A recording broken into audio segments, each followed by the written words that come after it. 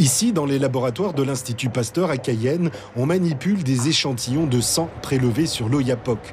C'est la zone qui a été choisie pour l'étude de 3 molécules utilisées dans le traitement du paludisme. On va étudier la résistance des parasites de notre région, plateau des Guyanes, à 3 molécules, les 3 principales utilisées sur la zone. Donc ce qu'il y a dans leur Riamet, ce que les patients prennent quand ils sont malades, ou encore ce qu'il y a dans leur artésime, par exemple. En Guyane, le réservoir de la maladie, c'est l'homme. L'année dernière, 1500 habitants du fleuve à l'est ont été dépistés et tous les porteurs du palu ont été traités. Pour la première fois, effectivement, on fait une étude, ce qu'on appelle prospective, c'est-à-dire qu'on va au-devant et on fait un test de cette ampleur, de tester une stratégie de dépistage innovante, puisqu'on utilise de la biologie moléculaire, et de traitement en fait, des porteurs, qu'ils soient symptomatiques, c'est-à-dire qu'ils aient des symptômes ou pas du paludisme, pour essayer de mieux contrôler, voire d'éliminer le paludisme sur cette zone.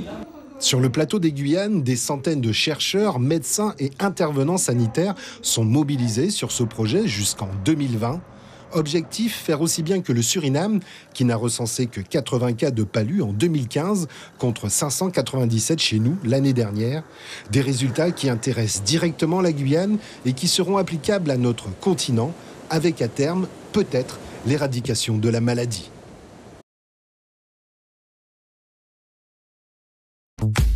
Suivez l'info sur Guyane la Première.